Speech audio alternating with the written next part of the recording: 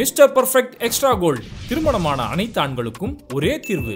வயதான பலகினமா, சுகர் பலகினமா, இனி கவலை வேண்டாம். 100% இயற்கை வயகரா, 100% ஹலாலான முறையிலும் தயாரிக்கப்படுகிறது. எவ்வித கலப்படமும் கிடையாது, பக்க விளைவும் கிடையாது. ஆர்டர் செய்தாலே போதும், உங்கள் இல்லம் தேடி வந்து சேரும். மேலும் விவரங்களுக்கு கீழுள்ள எண்ணை அணுகுங்கள். கரூர் வழக்கை இனி சிபிஐ விசாரிக்கும் அப்படின்னு சொல்லி இருக்கக்கூடிய உச்சநீதிமன்ற தீர்ப்பு. இந்த தீர்ப்புடைய முழு விபரம் என்ன? 15 நாளா தலைமறைவா இருந்த ஆதவர்ஜுனா இன்னைக்கு வந்து பேட்டி கொடுத்திருக்கிறாரு. ஆதவர்ஜுனாவுடைய பேச்சுல எந்த மாதிரியான கருத்துக்கள் இருக்குது? பாஜகவில் வந்து தமிழிசை சவுந்தரராஜன் இந்த தீர்ப்புக்கு முழுமையான ஆதரவு கொடுத்திருக்கிறாங்க. அப்போ ஒட்டுமொத்தத்துல தாவேகாவுக்கு பின்னாடி இந்த பாஜகவுடைய பின்புலம் இருக்கா அப்படிங்கிற முழுமையான புள்ளி விபரத்தை இன்னைக்கு வீடியோல பார்க்க போறோம். இன்னைக்கு நிகழ்ச்சியில நம்ம கூட இருக்கக்கூடிய சிறப்பு விருந்தினர் விடுதலை சிறுத்தைகள் கட்சியை சேர்ந்த வழக்கறிஞர் காயில் அஹமது சாஹிப் நம்மளோட இருக்காங்க. அண்ணா அஸ்ஸலாமு அலைக்கும். ஆனா இப்போ உச்சநீதிமன்றத்தில் ஒரு பரபரப்பான தீர்ப்பு. தாவேகாவுடைய இந்த கேஸை வந்து தமிழ்நாடு நீதிமன்றம் ஏற்படுத்தின எஸ்ஐடி கமிஷன் விசாரிக்காது, இனி சிபிஐ தான் விசாரிக்கும் அப்படின்ற ஒரு தீர்ப்பு கொடுத்திருக்காங்க. இந்த தீர்ப்பை எப்படி பாக்குறீங்க? இதுவரை தமிழக பாஜகவும் அந்த ஒன்றிய பாஜகவும் தமிழக வெற்றி கழகத்தையும் விஜயையும் லீஸுக்கு எடுத்திருந்தாங்க இந்த கட்சியை. இன்று முதல் கிரைய பத்திரம் பதிவு பண்ணப்பட்டு விட்டது. கிரையம் போட்டு வாங்கிட்டாங்க. ஒரு வார்த்தையில சொல்றேன்னா நீங்க இப்ப வீடியோல புரிஞ்சுக்கலாம். லீஸுக்கு எடுத்ததை கிரையமாக்கி விட்டுருக்காங்க. நான் அதுக்காக வந்து உச்ச நீதிமன்ற தீர்ப்பை நான் கொச்சப்படுத்தல, நீதியரசரை பெருமையை நான் மதிக்கிறேன். ஆனா இன்னைக்கு வந்து சிபிஐ உடைய விசாரணைக்கு உத்தரவிட்ட ஜஸ்டிஸ் ஜி கே மகேஸ்வரி அஞ்சாரிய அமர்வு அந்த தீர்ப்பை வாசிச்ச உடனே பாத்தீங்கன்னா சமூக ஊடகங்கள்ல வெற்றி வெற்றி வெற்றிங்கிற. யாருக்கு வெற்றி? இது யாருக்கு வெற்றின்னு கேட்டேன். மக்கள் இப்படி ஒரு தீர்ப்புனால திமுக இழப்பு ஏதா இருக்கா? என்ன இழப்பு இருக்கு? திமுக இதுக்கு என்ன ரோல் இருக்குன்னு கேட்டேன். தமிழ்நாடு கவர்மெண்ட் தலையில வந்து பயங்கரமா ஓங்கி குட்டிட்டாங்களாம் அப்படின்னு யாரு சொல்றா? தமிழிசை சொல்றாங்க. அதே கருத்தை வந்து தாவேகாவுடைய தொண்டர்களை வந்து பிரதிபலிக்கிறாங்க. எப்படி அடியை பத்தியா? சரியான அடி. இதுல வந்து இந்த சுப்ரீம் கோர்ட்டுடைய தீர்ப்பு இந்த விஷயத்துல என்ன வந்து போய் ஆரம்ப காலத்துல ஒரு சிபிஐ விசாரணைக்கு ஓகே பண்ணிருக்காங்க. அதுல கூட பெட்டிஷன்ல 1008 குழப்பம். ஓட்ட 3 பெட்டிஷன்ல 2 பெட்டிஷன் டிஸ்மிஸ் ஆக போகுது. முதலாவது பார்த்தா செல்வராஜ், அவங்க மனைவி சந்திரா இறந்து போயிட்டாங்க. செல்வராஜ் சொல்றாரு, எனக்கு ஒண்ணுமே தெரியாது, நான் சுப்ரீம் கோர்ட்ல வழக்கே போடலையே அப்படின்னு சொல்றாரு. இப்போ எனக்கு ஏமாத்தி கையெழுத்து வாங்கிட்டு போயிட்டாங்க. லட்சணத்தை பாருங்க. 2வது பெட்டிஷனர் பிரதீக் அப்படின்னு சொல்லக்கூடிய ஒரு பையன், அவருடைய பாட்டி நாகமணி வந்து இன்னைக்கு பேட்டி கொடுக்குறாங்க. 6 மாசம் குழந்தையிலேயே அந்த நாசமா விட்டுட்டு போனா யாரு? இந்த பிரதீக்குடைய அப்பா. என் மகன் வந்து பன்னீர்செல்வம் சர்மிளாவை வந்து டைவர்ஸ் பண்ணிட்டு போயிட்டா. பன்னீர்செல்வம் என் மருமகனே கிடையாது, அவனே ஒரு ஃப்ராடு பேர் வழி, அவன் எப்படி கேஸ் போடலாம்? அவன் கேஸ் போடுறதுக்கு தகுதியே இல்லை அப்படின்னு அவங்க சொல்றாங்க. இந்த வந்து ஆதவர்ஜுனாட்ட கேட்கிறாங்க, நீங்க பெட்டிஷன் சிபிஐ விசாரணை எல்லாம் இருக்கட்டும், இப்படி எல்லாம் வருதுங்க தகவல்கள் கேட்கும் போது அதெல்லாம் கிடையாது, நானே பெட்டிஷனர் அல்லவா, பெட்டிஷன் நான் போட்டிருக்கேங்க, என்னுடைய பெட்டிஷன்ல தாங்க வந்துட்டு தீர்ப்பு வந்திருக்கு என்று புலங்காயம் அடைகிறார்கள். ஒட்டு மொத்தத்துல பார்த்தா ஸ்டெர்லைட் வழக்குல என்ன வந்துச்சோ அதே மாதிரிதான் அங்க ப்ரொசீடிங் ஆகிட்டு இருக்கு. ஸ்டெர்லைட் வழக்குல கூட இதே ஒரு நபர் கமிஷன் தான் 16 பேரை எப்படி சுட்டு கொன்றீங்கன்னு சொல்லி இதே அருணா ஜெனரேஷன் தான் வந்து செஞ்சாங்க. விசாரணை கமிஷன் அமைக்கப்பட்டது. அப்ப மட்டும் அருணா ஜெனரேஷன் விசாரணை வந்து இனிச்சிச்சா? எடப்பாடியார் பேர்ல. அதுக்கு பிறகு சிபிஐக்கு போனாங்க. சிபிஐ என்ன சொல்லிச்சு? சிபிஐ வந்து கிரிமினல் இன்வெஸ்டிகேஷன் பண்ணாங்க. அப்ப ஒரு நம்பர் கமிஷன் அமைக்கப்பட்ட நிலையில் சிபிஐ விசாரணைங்கிறது தமிழ்நாட்டுக்கு ஒரு பழைய மேட்டர் ஒண்ணு இல்லையே. ஸ்டெர்லைட் இப்ப என்ன ஆயிடுச்சு? ஸ்டெர்லைட் என்னாச்சுன்னு கேட்டேன், இழுத்து பூட்டியாச்சா இல்லையா? அப்ப நீதிமன்றங்களா இருக்கட்டும், சிபிஐ விசாரணை இருக்கட்டும், மக்கள் மன்றத்துல என்ன மேட்ரு? அப்ப ஸ்டெர்லைட்டை இழுத்து பூட்டின மாதிரி தாவேகா கம்பெனி இழுத்து பூட்டப்படும். நான் அப்படி சொல்றேன். இப்ப இந்த இடத்துல வந்து இவங்க இங்க எங்களுக்கு சென்னை உயர்நீதிமன்றம் ஏற்படுத்தின விசாரணை கமிஷன் எங்களுக்கு வேணாம், சிபிஐ தான் வேணும்னு சொல்லி அந்த பக்கம் போறாங்க. சரி, இவங்க சிபிஐ டைரக்டா கேட்காம இந்த மாதிரி போலியான மனிதாரர்களை வச்சு போறாங்க. அப்போ மொத்தமா கொண்டு போய் டெல்லியில போய் தஞ்சம் அடைறதுக்கு அளவுக்கு தாவேகாவுக்கு என்ன பிரச்சனை? என்ன பிரச்சனைனா அவங்களை வந்து எப்படி ஹேண்டில் பண்ணணும்னு தெரியலங்க. நான் நினைக்கிறேன் ஜனநாயகம் உடைய இறுதி, அதாவது கிளைமாக்ஸ் சீன் இருக்குல்ல, கிளைமாக்ஸ் சீனுடைய படைப்பிடிப்பு தான் நடந்திருக்கிறது கரூர்ல. ஏற்கனவே திருச்சியில வந்து கூட்டத்தை பார்த்தாங்க, சரியா இல்லை. நாகப்பட்டினத்துல வந்து வெறிச்சோடி போய்விட்டது. கரூர்லயாவது அதிகமான கூட்டத்தை காமிச்சு ஜனநாயகம் படத்துடைய கடைசி கிளைமாக்ஸ் மக்கள் தள்ளு புல் ஆகி மக்கள் ஸ்டாம்பீட் ஆகிற அளவுக்கு வந்து ஏதோ ட்ரோன் கேமரா வச்சு எடுத்தாங்களா? இந்த செய்தி வெளியே வந்துட்டு இருக்கு. நான் சந்தேகம் தான் கிளப்புறேன், உறுதியா சொல்லல. எல்லா ஊடகங்களையும் பேசுறாங்க. ஒருவேளை அந்த படக்காட்சியில சிபிஐ விசாரணை வர்ற மாதிரியும், டெல்லியில இருந்து அதிகாரிகள் வர்ற மாதிரியும், அதுல வந்து விஜய் ஹாய்னு கை காட்டிட்டு போற மாதிரியும் அப்படி ஏதோ வந்து காட்சிப்படுத்திருக்கிறாங்களா தற்குறிஸ் அப்படிங்கிற வந்து கேள்விகள் வந்து இனி வரும். ஜனநாயக படத்தை பார்த்தாதான் தெரியும். அப்ப சிபிஐ விசாரணை கோர காரணம் என்ன? போன மாசம் தானே அஜித்குமார் படுகொலையில என்ன சொன்னாரு சிபிஐ விஜய் அவர்கள்? சிபிஐ என்பது RSS உடைய கைப்பாவை, சிபிஐ என்பது பிஜேபி உடைய ஆளுமையில இருக்கு. அப்போ திமுகவுக்கும் வந்து பாஜகவுக்கும் அண்டர் கிரவுண்ட் டீலிங் இருக்கு. இப்படி எல்லாம் வந்து சிபிஐ வந்து பேசினாரு.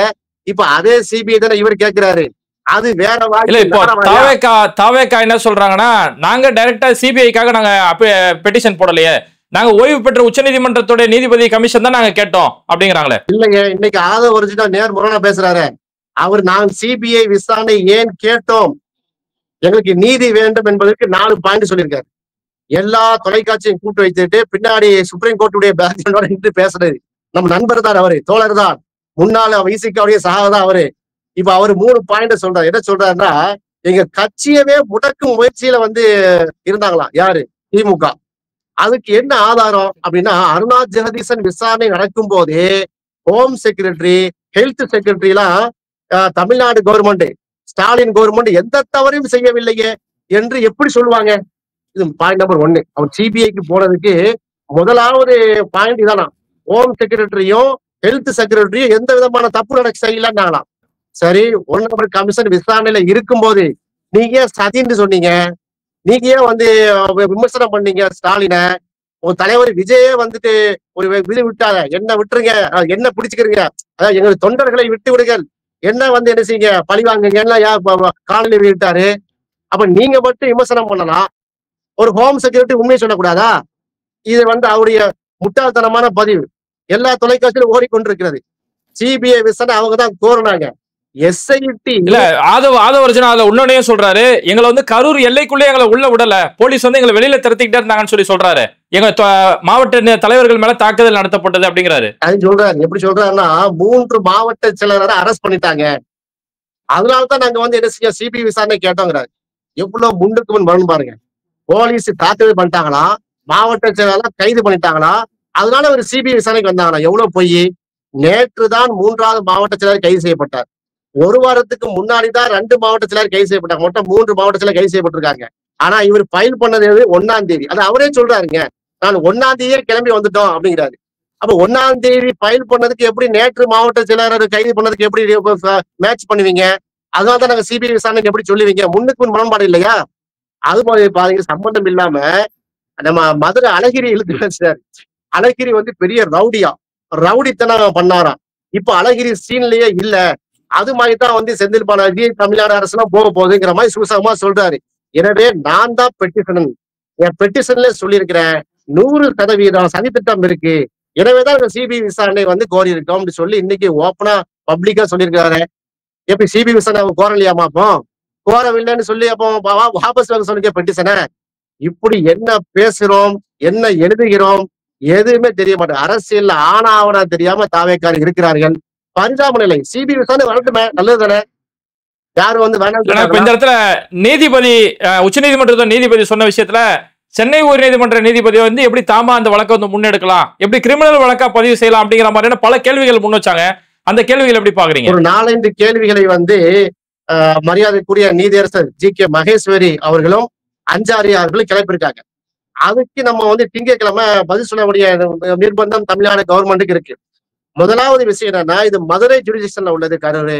நீங்க எப்படி சென்னை வந்து எப்படி மெட்ராஸ் ஹைகோர்ட் வந்து சூமோட்டாவா விசாரிப்பீங்க அப்படின்னு கேக்குறாங்க.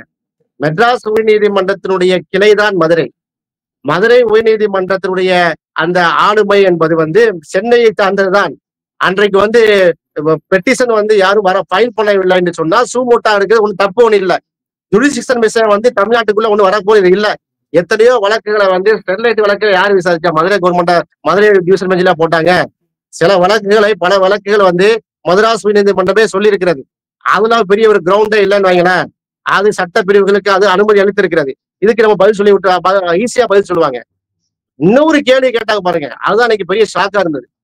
சென்னை மெட்ராஸ் உயர் நீதிமன்றம் இது எப்படி கிரிமினல் ரெட்டா வந்து பதிவு செய்வாங்கன்னு கேக்குறாங்க. ஏங்க கிரிமினல் ரெட்டா பதிவு செய்யக்கூடாதா? Writ petition under criminal section தனி செக்ஷன் இருக்குங்க, தமிழ்நாட்டுக்கு இருக்குங்க.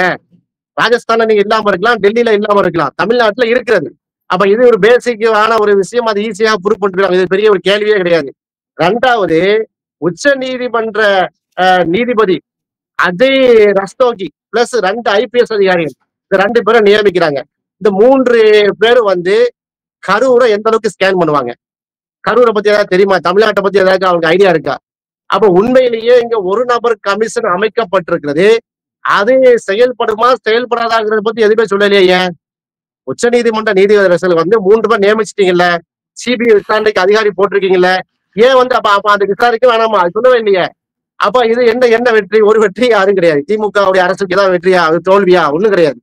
அது பாட்டுல SIT போய்கிட்டு இருக்கும், அது போல தனிநபர் விசாரணை போய்கொண்டே இருக்கும், CBI விசாரிக்கும். இப்ப இதுல ஒண்ணு தப்பு, உண்மை வெளியே வரட்டுமே, நல்லது தானே. அது போல பாத்தீங்கன்னா இது வந்து ஒரு பப்ளிக் ஆர்டர். ரிட் பெட்டிஷன் எப்படி வந்து செய்யலாம், ஃபைல் பண்ணலாம், மெட்ராஸ் உயர் நீதிமன்றம் எப்படி தலையிடலாம்னு கேட்கிறாங்களா உச்ச நீதிமன்றம். அப்ப திருப்பி வந்து தமிழ்நாடு மக்கள், தமிழ்நாடு கவர்மெண்ட் இப்படி கேட்கலாம்ல. கான்ஸ்டிடியூஷன் ஆஃப் இந்தியாவுடைய 7th ஸ்கெட்யூல்ல இந்த மாதிரி CBI விசாரணை, இந்த மாதிரி விசாரணை முறைமைகள், உதாரணம் தனிநபர் விசாரணை பண்றதுக்கு நமக்கு மாநில சுயாட்சியின் அடிப்படையில இது மாநிலத்தினுடைய உரிமை, இது ஸ்டேட்டுடைய ஆர்டர், இது பப்ளிக் ஆர்டர் கேட்டு இருக்கிறது. தாவேகா தலைவர் அவர் வந்து விஜய் வந்து ரேலி போயிறார், அந்த கரூர் தமிழ்நாட்டுக்குள்ள இருக்கு, தமிழ்நாட்டுடைய பப்ளிக் ஆர்டர் தான் கேட்டு இருக்குது. அப்ப தமிழ்நாடு அரசு தலைவரா யார் தலைவருவா? இந்த கொஸ்டின் ரைஸ் பண்ணா என்ன பதில் இருக்கிறது? தமிழ்நாட்டுடைய மாநில உரிமை சார்ந்ததா இல்லையா? 7th ஸ்கெட்யூல்ல இருக்கா இல்லையா? இந்த கேள்வியை வந்து தமிழ்நாடு அரசு கேட்பாங்க. இப்ப நமக்கே தெரியும் சட்டங்க, உச்ச நீதிமன்ற நீதிபதிகள் இப்படி மாற்றி பிடிச்சா என்ன ஆகுறது? அப்ப இந்த CBI விசாரணை அப்படிங்கிற மேட்ரு இந்த பெட்டிஷன்ல ஆரம்ப நிலையிலேயே சொன்னது வந்து ஏதோ சம் நெருடல் இருக்கிறது. இதை என்னுடைய பேச்சை மூத்த வழக்கறிஞர் பார்த்து கொண்டிருப்பார்கள், கேட்பார்கள். நிச்சயமா இதை விட கூடுதல் விளக்கம் அவங்களுக்கு இருக்கும். நாம அந்த விளக்கத்தை நான் விட்டு விடுகிறேன். நான் நீதியரசுடைய அந்த CBI விசாரணை நான் கொச்சைப்படுத்தவில்லை, அந்த ஆர்டர் ஏதோ நான் பேசல. அதனால இந்த மாதிரி விஷயங்களை ஏன் கவனத்தில் எடுத்துக்கொள்ளப்படவில்லை நான் கேட்கிறேன். அது கூட பாத்தீங்கன்னா ஏமாற்றி கையெழுத்து வாங்கி விட்டார்கள் சொல்லியிருக்காங்க போல 2 பேரு, அது ஃப்ராடுல வரும். ஒரு பெட்டிஷனர் வந்து எனக்கு என்னுடைய கையெழுத்து இல்லை, என்னை ஏமாத்திட்டாங்க அப்படின்னு சொல்லி ஃப்ராட் அப்படிங்கிற மேட்டருக்கு உள்ள வந்தாங்கன்னா அந்த பெட்டிஷன் செல்லுமா செல்லாதா? இதுக்கு உச்ச நீதிமன்ற நீதியரசர் என்ன பதில் சொல்ல போறாங்க? அப்ப இதெல்லாம் பாத்தீங்கன்னா நீதிபதி அதே சொல்றாரு, தேவைப்பட்டா அந்த போலி கையெழுத்து அப்படின்னா தேவைப்பட்ட அதையும் CBI விசாரிப்பாங்க அப்படிங்கிறாங்களே. நம்ம விசாரிக்கணும்ல, அந்த போலி கையெழுத்தை CBI விசாரிக்கணும்ல. அந்த விசாரணை அறிக்கை எங்க சமர்ப்பிப்பாங்க? அந்த விசாரணை CBI கேட்டதே போலி, அந்த அதுலயே அவங்க போலியா விசாரிப்பாங்கன்ற காமெடியா இருக்கு. அந்த விசாரணைக்கு முகாந்திரம் உள்ள அந்த பெட்டிஷனே போலி என்று வரும்போது அதுக்குத்தான் ஆதவ் அர்ஜுனா அவர் என்ன செய்றாரு, அவர் திறமையா பதில் சொல்றாரு, இல்ல நான் தான் பெட்டிஷனரு அப்படின்ட்டாரு. அப்ப 2 போலியா தான் இருக்கிறத வந்து அவர் ஒத்துக்கிறாரு. அது 2க்கு பதில் சொல்லவில்லை அவரு. 2வது மற்றதெல்லாம் விடுங்க. இந்த அருணா ஜெகதீசன் CBI விசாரணை, அருணா ஜெகதீசன் கருத்து சொல்ல போது CBI விசாரணை கிரிமினல் இன்வெஸ்டிகேஷன் பண்ணுவாங்க, அதெல்லாம் ஒரு பக்கம் இருக்கட்டும். கூட்ட நெரிசல்ல தன் வாழ்வாதாரத்தை இழந்திருக்காங்க பாருங்க இந்த கரூர் மக்கள். நிறைய பேர் ஹாஸ்பிட்டல் அட்மிட் பண்ணாங்க, 100கணக்கான மக்கள் வீட்லயே போயிட்டாங்க, பெண் பிள்ளைகள் எல்லாம். அவங்க எல்லாம் ரொம்ப பாதிக்கப்பட்டு இருக்காங்க. அவர்களுக்கு என்ன தீர்வு? CBI விசாரணை அவங்களை நோக்கி போமா? 41 குடும்பத்தை மட்டும் பார்த்துட்டு போயிருவாங்களா? இப்ப இதுக்கு என்ன வழிகாட்டல் இருக்கிறது? இதுக்கு தான் தமிழ்நாடு அரசு தனிநபர் கமிஷன் அறிவித்திருக்கு. அஸ்ட்ரா கார்க் போன்ற SIT வந்து ஏன் வந்து பண்ணாங்கன்னா, லோக்கல்ல உள்ள போலீஸ் டிபார்ட்மெண்ட், லோக்கல்ல இருக்கக்கூடிய CIDகளுக்கு தான் அந்த கரூரா பத்தியுடைய ஃபுல் டீட்டெயில் தெரியும். நீங்க வந்து டெல்லியில இருந்து வந்து குதிச்சிட்டீங்கன்னா எத்தனை நாள் உட்கார்ந்து தங்க போறீங்க? அப்ப இதையெல்லாம் அவர் பார்க்க வேண்டும். அதனால தமிழ்நாடு கவர்மெண்டுடைய செயல்பாடுகளை உச்ச நீதிமன்ற நீதியரசர்கள் விமர்சிக்கவே இல்லை. தமிழ்நாட்டுடைய SIT அமைச்சது அஸ்ட்ரா கார்க்கு வரை அந்த SIT பத்தி எது கருத்து சொல்லவே இல்லை. தனிநபர் கமிஷனை வந்து எதிர்த்து எந்த கருத்துமே சொல்லவில்லை. இப்ப என்ன வெற்றி வெற்றி தாவேக்கா சொல்றாங்க தெரியல, என்ன வெற்றி? இல்லண்ணா, இப்ப தாவேக்கா வெற்றி வெற்றின்னு சொல்றதை விட பாஜக தான் இதுல பெரிய அளவு சொல்லிட்டு இருக்காங்க. ஏன்னா இப்ப இந்த இடத்துல ஒரு மக்களுக்கு எழக்கூடிய ஒரு கேள்வி என்னன்னா, பாஜக ஏன் இந்த அளவுக்கு மெனக்கடணும்? டிவி விவாதத்துல அவங்க தான் வந்து பேசுறாங்க, சுப்ரீம் கோர்ட்டுக்கு உமானந்த் போய் ஒரு பெட்டிஷன் போய் போடுறாங்க, பாஜக கொண்டாடும் போது இதுல பாஜக என்ன லாபம்? பாஜகவுக்கு மிகப்பெரிய லாபம் இருப்பதா தான் நமக்கு தெரிகிறது. பாஜகவுக்கு என்ன லாபம் நமக்கு உடனே தெரியாது, கொஞ்சம் காலப்போக்கில் தான் தெரிய வரும். ஏன்னா அந்த அளவுக்கு சூழ்ச்சி பண்ணக்கூடியவர்கள். ரஃபேல் விமானம் அப்படி இப்படின்னு பில்டப் பண்ணாங்க. 6 மாசம் கழிச்சா செஞ்ச பெரிய ஊழல் அப்படின்னு சொல்லி பாஜக நீரவ் மோடி, லலித் மோடி எல்லாம் ஊரை விட்டு ஓடி போனான். பல்லாயிரக்கணக்கான கோடி எடுத்துட்டு போனான். நமக்கு ஒண்ணுமே தெரியவில்லை. 6 மாசம் கழிச்சா தெரிஞ்சு, ஆஹா நம்ம நாட்டை கொள்ளடிச்சு போயிட்டாங்க, இது பாஜக தான் நினைச்சது, மோடி வகைராளுக்கு தான். மோடினா நரேந்திர மோடி சொல்லல, லலித் மோடி, நீரவ் மோடி வகைராக்கெல்லாம் யாரு அப்படிங்கிற மாதிரியான விஷயம் தெரிய வந்தது. இப்படி ஒவ்வொரு நாட்டில் நடக்கக்கூடிய ஒவ்வொரு இன்சிடென்ட்டுக்கும் பாஜக காரணமாக இருந்திருக்கிறது. பாஜகவுக்கு லாபம் தருகிறது. அந்த லாபம் என்ன என்பது 6 மாசம் கழிச்சு தெரிந்திருக்கிறது. அது போல இன்னைக்கு ஆனா தாவரைக்கா விஷயத்துல மட்டும் பாத்தீங்கன்னா உடனடியா தெரியுது. 6 மாசம் எல்லாம் நம்ம பொறுக்க வேண்டிய அவசியம் இல்லை. கண்ணுக்கு மேல தெரிஞ்சுட்டு இருக்கா இல்லையா? நான் கேட்கிற சிபிஐ விசாரணைக்கு போயிருக்காங்க. தமிழிசை சொல்றாரு, தமிழிசை சவுந்தரராஜன் இன்னைக்கு பிஜேபி முதல் தான் கேட்டது. கரூருடைய சம்பவம் இயல்பான சம்பவமே இல்லை, எங்களுடைய கருத்தை தான் நீதியரசர்கள் சொல்றாங்க. என்னடா இது? தமிழிசை அக்கா ஏன் இவ்வளவு புலங்காக நமக்கு தெரியல. கரூருடைய பற்றி கரூர் தீர்ப்பு எப்படின்னா கராரான தீர்ப்பா சொல்ல, கராரான அடிக்கிறாங்க. அப்புறம் பாத்தீங்கன்னா பெட்டிஷனர் பத்தி கேக்குறாங்க. என்னங்க 2 போலி பெட்டிஷனா இருக்காங்க கேட்கும் போது பெட்டிஷனர்கள் மிரட்டப்பட்டார்களா என்று நான் கேள்வி எழுப்புறாங்க.